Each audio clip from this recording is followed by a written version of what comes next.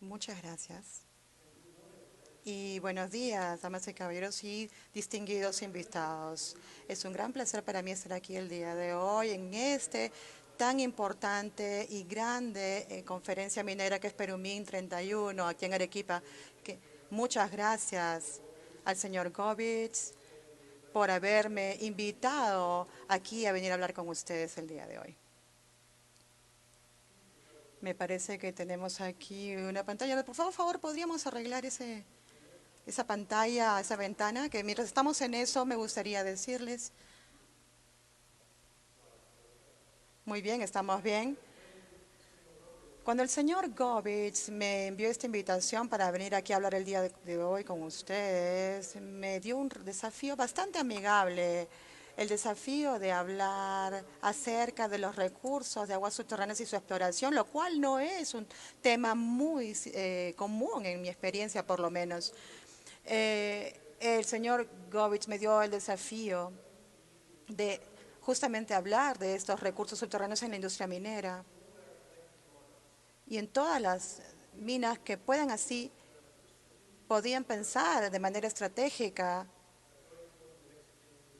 durante los próximos 10 años en este tema. Ese es mi desafío. Y con su permiso, señor Govich, me gustaría poner este mismo desafío de dos maneras. El primero, o la primera manera, es darle primero dos ejemplos muy breves desde mi experiencia en la industria minera, cuál es la importancia central del agua subterránea, especialmente el agua subterránea en las operaciones mineras. Es, eso va a responder de manera muy breve a este desafío. Y la respuesta más larga a dicho desafío sería, y que sería también lo de lo que voy a hablar el día de hoy, es la parte acerca de los flujos de agua para lo que es tipificación de los diferentes tipos de agua subterránea. Algo de lo que hice en la cuenca de Perth, en Australia, donde yo vivo, desde el año 2009 al 2012, en colaboración con muchos otros colegas y otros miembros del staff en esa época. Uno puede preguntarse qué cosa tiene que ver la ciencia geotérmica con la ciencia minera. No necesariamente están relacionados, pero o el denominador o factor común entre la minería y la ciencia geotérmica nuevamente es el agua subterránea en la geología. Los principios de la exploración de aguas subterráneas se transfieren de la ingeniería geotérmica a la ingeniería minera y de ahí se va también a lo que es suministro público de agua y otros similares. Hay ahí principios comunes que voy a transferir con suerte también a este mundo minero. Por favor, cuando escuchen que digo geotérmico, tómenlo a bien. De lo que estoy hablando específicamente es solamente lo que es exploración de recursos subterráneos y no en sí la industria en el término geotérmico. Primero, agradecerles a todos los personas que han permitido mi participación aquí en Peromí, al señor Govich y su equipo y toda la gente que se encuentra también detrás del escenario, Carlos, Rodrigo y todos los demás han sido maravillosos. Así que muchas gracias a todos ellos y también el soporte financiero que los organizadores de Perumín han podido dar para que yo pudiera llegar hasta acá. Este es mi primer viaje a Perú y realmente lo estoy disfrutando. Muchas gracias por ello. También me gustaría agradecer a mis empleadores que se encuentran justamente actuando en Latinoamérica en el nombre de Ciro y también en otras partes del mundo. También a mis colegas que se encuentran en todo lo que es el Centro de Excelencia Geotérmica Australiano. Estos son la mayoría de ellos, no les estoy pidiendo a ustedes que lean cada uno de estos nombres, pero estén seguros que todas estas personas que están en pantalla han contribuido en toda la investigación que les voy a mostrar el día de hoy. No todo lo he hecho yo solamente soy una pequeña parte de este equipo, pero todos ellos han puesto el hombro en este tipo de investigación. Como dije anteriormente, la génesis de esta charla es precisamente el Centro de Excelencia Geotérmica Australiano Occidental. Lo que ellos tenían que hacer justamente era mapear todos los recursos hidrotérmicos o hidrotermales para poder llegar 3 kilómetros abajo o más inclusive en la cuenca de Perth. Con ello se tuvo también el desarrollo de geociencias integradas que podían de alguna manera establecer las diferentes características del agua subterránea. Los detalles que estoy a punto de mostrarles se encuentran en estos 5 reportes de investigación que se pueden encontrar en esta página web que ven abajo. Si me estoy yendo muy rápido y no están escribiendo ahora la dirección, por favor díganme, yo se las puedo dar después. Yo creo que ya lo pueden encontrar publicado. Como dije anteriormente, me estaba refiriendo a 2 ejemplos de por qué el agua es tan crítica en minería y para asegurarme así de que todos en la sala comprendamos las palabras que voy a estar utilizando con respecto al agua subterránea, voy a presentarles algunos principios o conceptos principales del agua subterránea para que todos estén conmigo. Luego tenemos la parte que habla acerca de la evaluación de agua subterránea integrada en la cuenca de Perth y finalmente las lecciones que quisiera compartir con base a mi experiencia. Empecemos entonces con el agua en la minería. Voy a ser muy breve. El agua es principal para o esencial para la minería en Latinoamérica, en Australia y en todo el mundo. Se utiliza para la calefacción, para el enfriamiento, para supresión de polvo, para procesos y también para tratamiento de minerales, inclusive para cumplimiento de temas ambientales. Es importante que todas las minas que sean activas entiendan todo lo que tiene que ver con la importancia del agua, todo lo que es precipitación fluvial en procesos, también ver todo lo que es el uso del agua en diferentes procesos. Es crítico siempre contar con esta agua en diferentes operaciones. Siempre utilizamos inclusive en hidrogeología el agua subterránea como parte importante del proceso de captura hídrica. Además, podríamos tener también problemas en algunos casos porque hay mucha agua y en otros casos hay muy poca agua. Eso depende de los ciclos en los que estemos trabajando. Algo que es esencial en estos casos, en la minería también, y que será también necesario en el futuro. También tenemos que recordar siempre que tenemos que pensar en los impactos ambientales en la minería, considerando los metales pesados y otros temas similares. Además, esto nos lleva a un ejemplo de cuando la minería es importante en lo que se refiere a los temas de agua subterránea en Australia Occidental, de donde yo vengo. Yo vivo acá en Perth. Pero esta región de Australia Occidental es una zona minera muy conocida. Ahí ha habido minería ya por más de 40 años y comenzó hace ya bastante tiempo. Y también continuará también en los próximos años y van a continuar bajando la napa freática si continuamos minando en la misma medida. Para poder utilizar la napa freática tienen que utilizar también otros sistemas acuíferos de la zona, hídricos. Este produce 60 gigalitros de agua por año, de agua fresca, solamente en una sola compañía. De esta manera, ¿cómo producen el agua? Esta área es una área desértica, muy seca. Y uno pensaría que va a ser fácil deshacerse de una cantidad excesiva de agua, pero no. Tienen que colocar el agua nuevamente en los ríos, pero para hacerlo tienen que pensar también en la parte ecológica de los ríos. El Río Tinto, BHP Billiton y todos otros grupos o pequeñas compañías mineras están buscando estrategias para poder manejar justamente este sistema hídrico en los siguientes 15 o 20 años en esta cuenca, conforme van avanzando en el minado de la napa freática también. Aquí vemos un ejemplo de agua excesiva en un sitio minero. Pensemos en Escondida, en Atacama, como un ejemplo. Ya la mayoría de ustedes saben que ahí el suministro de agua ahí se encuentra bajo mucha presión y recientemente la empresa ha mencionado que va a tener una planta de desalinación que va a costar millones de dólares con una capacidad 205.000 litros 2.500 litros por segundo.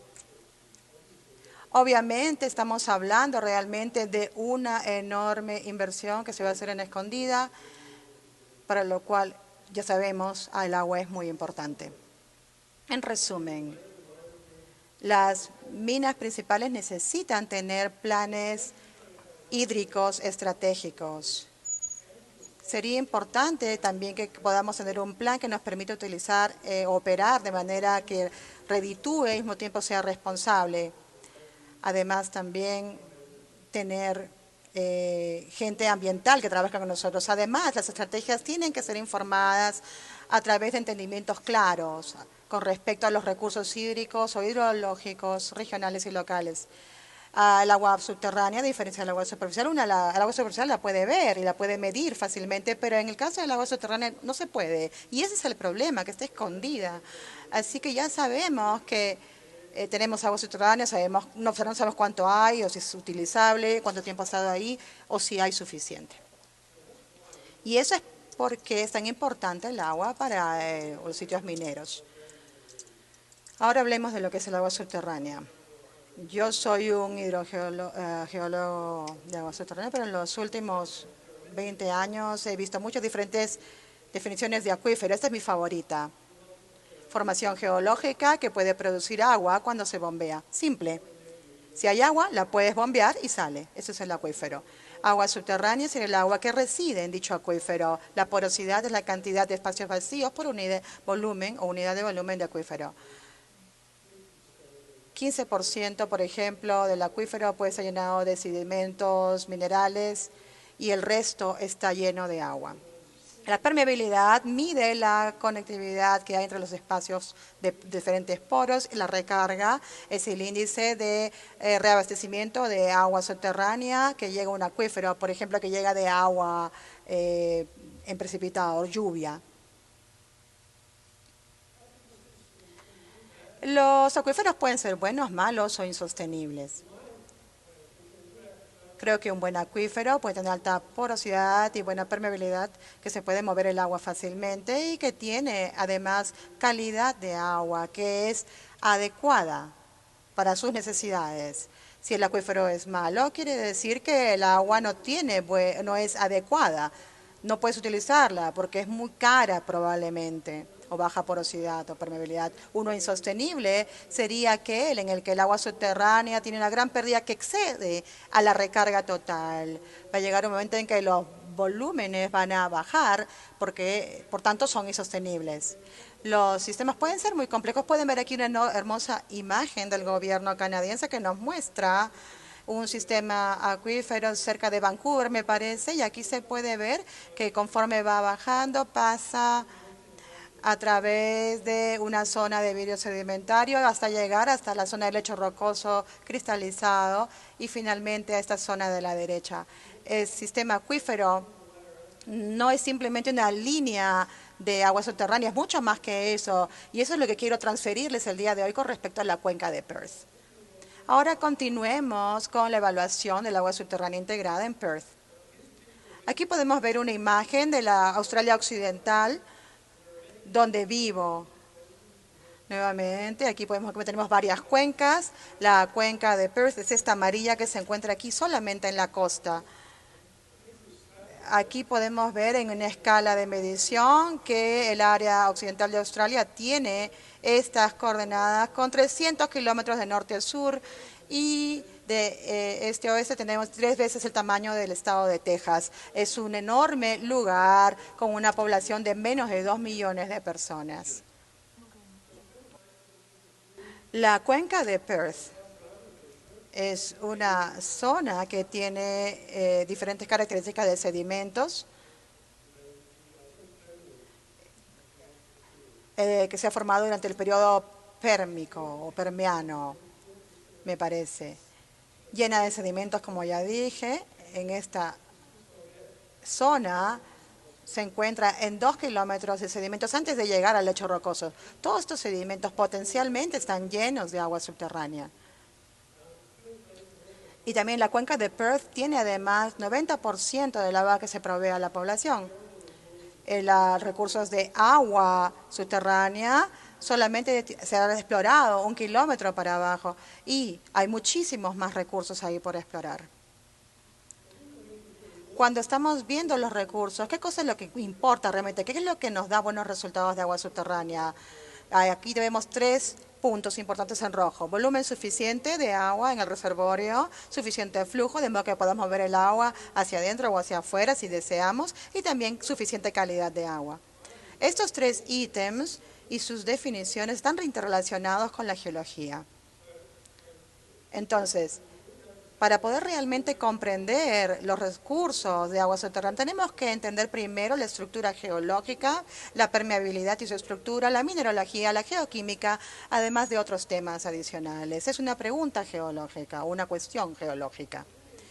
Cuando comenzamos nuestro trabajo, había cierto conocimiento acerca de los bancos que se encontraban en esta cuenca, especialmente en esta zona superior de 1 kilómetro donde teníamos las mayores cantidades de acuíferos que se utilizaban justamente para suministros de agua pública.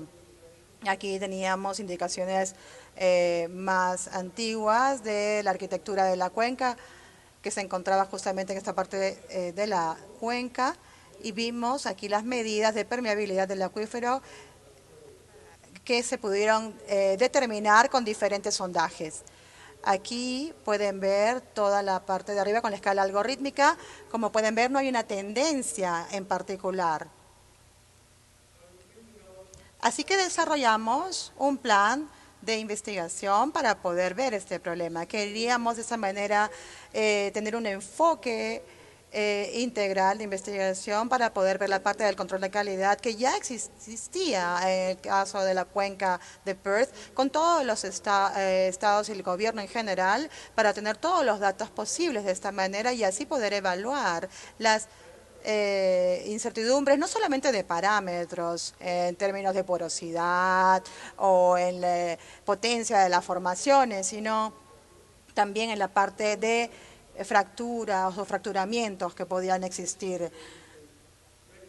De modo que así pudiéramos nosotros presentar un resultado que nos permita de alguna manera minimizar la incertidumbre geológica. Vimos todos estos aspectos entonces. ¿Y cómo lo íbamos a hacer? Con un enfoque que nos permitía compilar todos los datos que tenemos aquí, incluyendo los reportes hidrogeológicos, lo que era registros o de todo lo que era perforación de exploración, geofísica, geología de superficie, mapeos de toda la parte del basamento. Todo esto ya existía y con eso creamos un modelo nuevo estructural que no se había hecho nunca antes en la cuenca de Perth. Teníamos una gran cantidad de kilómetros de norte a sur, igualmente muy ancho de este a oeste, y necesitábamos que todo lo que se había compilado se pusiera en una sola base, que era algo que nadie había hecho antes. El gobierno estaba bastante interesado en lo que estábamos haciendo. Entonces fue el tipo de legado que nosotros teníamos. Aquí tenemos pozos de exploración de gas aquí en toda la parte norte de Perth, de la cuenca de Perth. Teníamos pozos de agua que llevan como 1 kilómetro por debajo de la cuenca de Perth. Entonces estas áreas estaban bastante espaciadas. Obtuvimos todos esos datos, creamos una base de datos y empezamos a hacer las pruebas. Y luego tenemos el rango de las diferentes juntos de datos, incluyendo lo que eran interpretaciones, estructuras de los 50 o 60. Y también vimos los mapas de topografía y biometría, vimos las expresiones de geología, vimos magnéticas y también data de gravedad y también lo que era mapas de profundidad.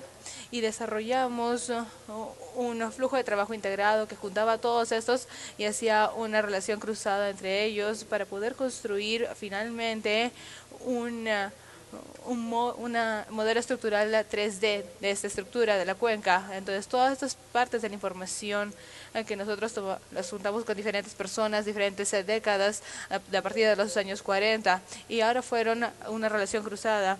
En esta relación cruzada desde el 2009 al 2012, y no fue fácil, encontramos mucha inconsistencia entre los diferentes conjuntos de datos. Así que tuvimos que construir muchos modelos estructurales y de ahí compararlos y calibrarlos con los modelos independientes como las secciones sísmicas y las secciones geofísicas y así. Y de ahí, durante esto, teníamos que asegurarnos de que las estructuras aquí coincidieran con los picos que estuvieran en esa sección. Y finalmente logramos una validación cruzada relativamente satisfactoria. Y hicimos una nueva interpretación de la estructura simplemente tomando toda la información que había disponible. Habiendo hecho esto, nosotros ensamblamos una estructura desde la base, desde las diferentes formaciones principales que se elevaban de manera vertical hacia la superficie. Y ustedes pueden ver aquí muchas expresiones variadas de fallas y macroescalas.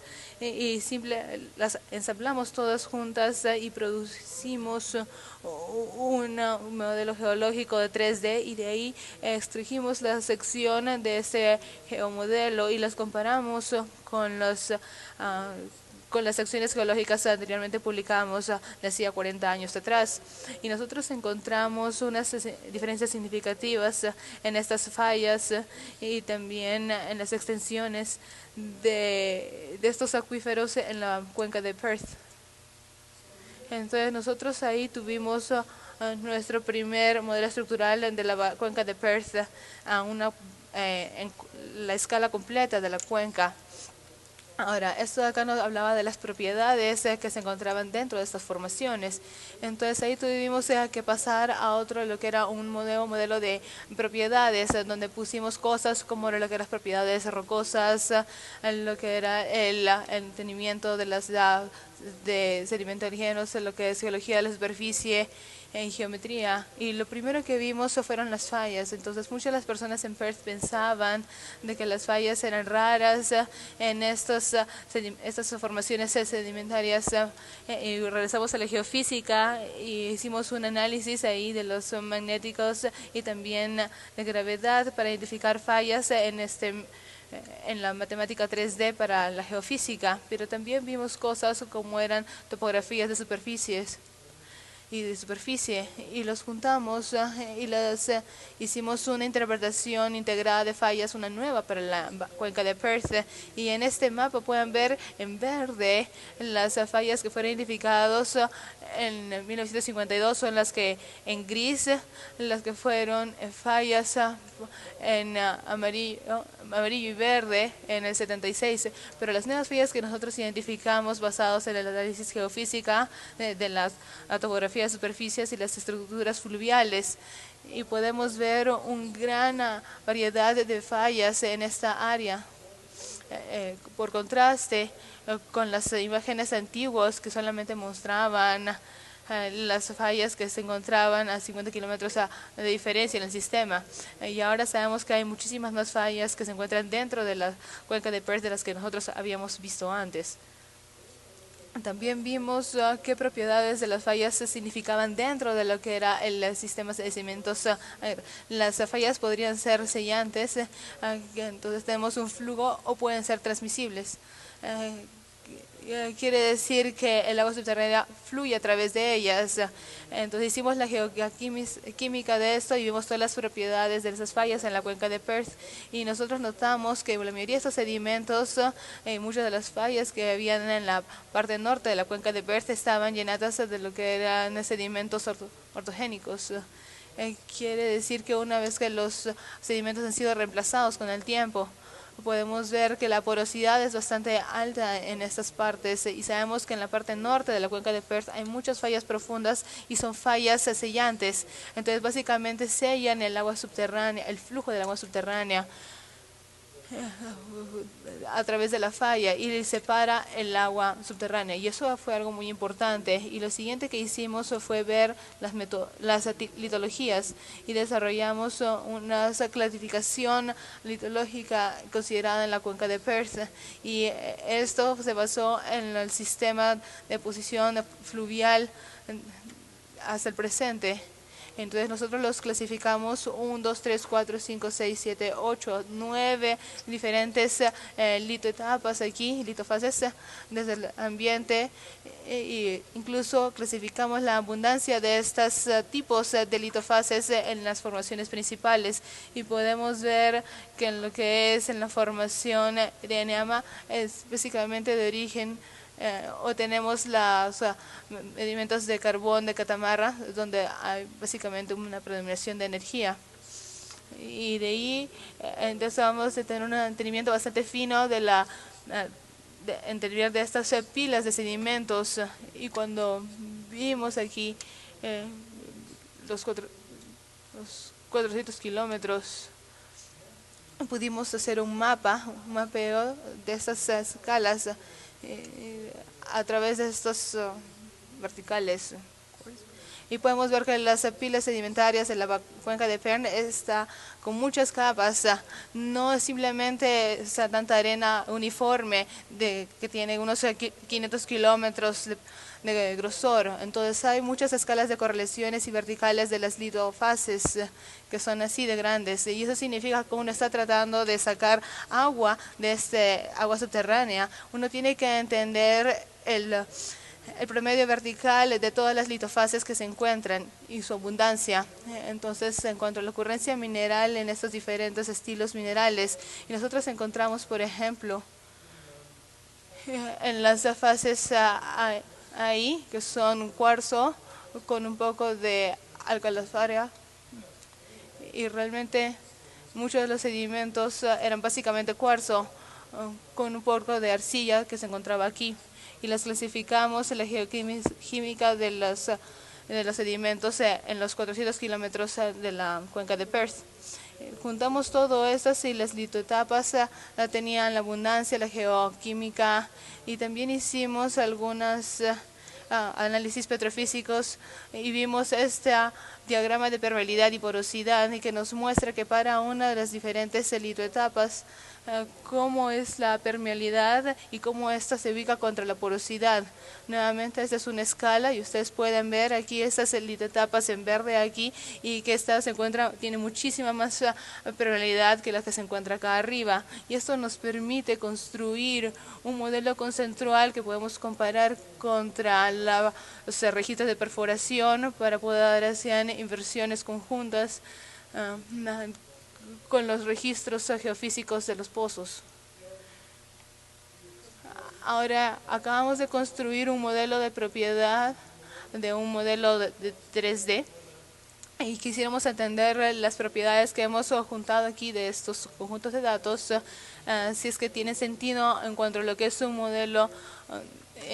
Y ahora voy a hablar un poco sobre un modelo que se llama SETSIM, que es un paquete de modelos estratigráfico utilizado por lo que es el Centro de Geotérmica, que se llama Zero Griffiths. Y esto es un modelo en tiempo donde tenemos las fuentes de sedimentos que vienen aquí y están llenando la cuenca y utiliza los parámetros de ingreso para lo que es el tamaño de gran distribución, las variaciones y las secciones tectónicas de la base. Hicimos una simulación para ver el tipo de sedimento, el tipo de pulsos de sedimentos que vimos en los sedimentos. Y esta simulación se hizo en un modelo para simular la formación de uno de los acuíferos subterráneos más grandes en la parte de Perth. Y esta simulación que se hizo en el periodo Jurásico por un intervalo de 60.000 años, y básicamente los resultados se puede ver aquí, que esta es la ubicación, este es el área del Perth y del río de Swan. Esta es la sección noreste y esta es la permeabilidad que el modelo predijo en cuanto a la formación alrededor de ese periodo de 16.000 años. y esto fue una calibración cruzada con los resultados de comienzos de año con el modelo de propiedad. Y tiene bastante sentido, podemos ver que hay inclusiones de una permeabilidad muy baja rodeado de partes inclusiones de bastante alta permeabilidad y bastantes mecanismos que se ocurrieron durante el período jurásico. Entonces, habiendo hecho esto, ahora teníamos un modelo de escala de la cuenca. Y nuevamente la distancia aquí acá son como 800 kilómetros, de aquí a allá son otros 250 kilómetros y son como unos kilómetros de profundidad. Este es el primer modelo de este tipo para lo que es el oeste de Australia y estamos muy orgullosos de esto. Tenemos un modelo así lleno de parámetros, entonces tenemos ya la confianza que nos permite hacer cosas como para hacer simulaciones de flujo del agua subterráneo para este modelo geológico y continuar. También podemos entrar lo que son demandas más bajas y ver lo que son simulaciones de alta resolución en esta escala con unos 4 kilómetros por 60 kilómetros y 142 kilómetros, viendo la naturaleza de cada una de las formaciones acuíferas. Teniendo una herramienta como esta nos permite hacer un análisis de reservorios, de yacimientos y podemos verlos cómo afectan las fallas que identificamos y afectan el sistema. Y eso significa si ustedes quieren producir agua subterránea aquí, entonces esto va a estar determinado por las fallas que se encuentran acá y quiere decir que no se comunica necesariamente con agua subterránea que está al otro lado de la falla. Y esto es muy interesante cuando estamos analizando recursos de agua subterránea. Y finalmente quería decirles, como mencioné antes, que nosotros necesitamos cuantificar esa incertidumbre estructural para poder entender mejor nuestro modelo estructural y para poder identificar las partes más inciertas del modelo estructural y utilizarlas como un objetivo para hacer exploraciones futuras. Ahorita utilizamos un método de entropía que ha sido publicado en lo que es la literatura científica que ya hemos desarrollado, y acá hay un ejemplo. Acá hay un mapa de entropía en una estructura de fallas donde está rojo, hay bastante incertidumbre. Entonces, si realmente quieren reducir la incertidumbre en este modelo, uno tendría que abrir un telador ahí y medir qué es lo que está ahí donde hay la entropía es más alta. Y esa es una medida cuantificable. En resumen, entonces nuestro enfoque fue reanalizar los conjuntos de datos que nos habían legado, ver a través de las composiciones de adquisición, conseguir un programa de lo que era un modelo de cross integrado, calibrado y de validación cruzada, que nosotros creamos un modelo de propiedad estructural en 3D para la cuenca de Perth, que nos hizo poder hacer computaciones más fáciles de las ubicaciones de los acuíferos, de los volúmenes y sus propiedades, y cuantificarlo utilizando las medidas de entropía. Con esto podíamos, la incertidumbre, podíamos tener nuevos objetivos para lo que era la investigación más adelante, lo que creo que es muy importante para nuestro contexto. Ahora, las selecciones para compartir fue una de las cosas que encontramos, era que los estudios sísmicos pueden ser bastante caros y bastante difíciles de llevar a cabo en áreas pobladas. No todos quieren hacer esa exploración al costado de sus casas, así que tengan que tener cuidado de hacer esto en las áreas pobladas. Ahora, tengan cuidado de que la exploración profunda de lo que es perforación puede que requiera muchas tecnologías de perforación más caros. Entonces tal vez uno puede encontrar un bolsillo de gas y puede hacer también una explosión, y muchas de las regulaciones de los gobiernos no les gusta hacer esto. Entonces ellos quieren que uno utilice lo que son anillos de perforación más caros si es que van a hacer una perforación más profunda. Entonces siempre es una buena idea de maximizar el beneficio de los datos que ya existen utilizando herramientas más modernas en lugar de entrar en un nuevo campo de hacer una campaña de perforación. Realmente maximicen la data que ustedes ya poseen, y tenemos que tener enfoques multidisciplinarios, pueden ayudar bastante, como les he mencionado el día de hoy. Entonces, mi mensaje final hacia ustedes es que deben considerar, que piensen antes de poder comprometerse a gastar bastante capital para la exploración. Ustedes tienen que pensar esto, hagan algunos modelos, y ese va a ser un dinero muy bien gastado, porque para hacer esas caracterizaciones puede ser muchos millones de dólares. Entonces, tienen que saber si es que se van a comprometer a hacer esto o no. Entonces, quiero agradecerles mucho por su paciencia.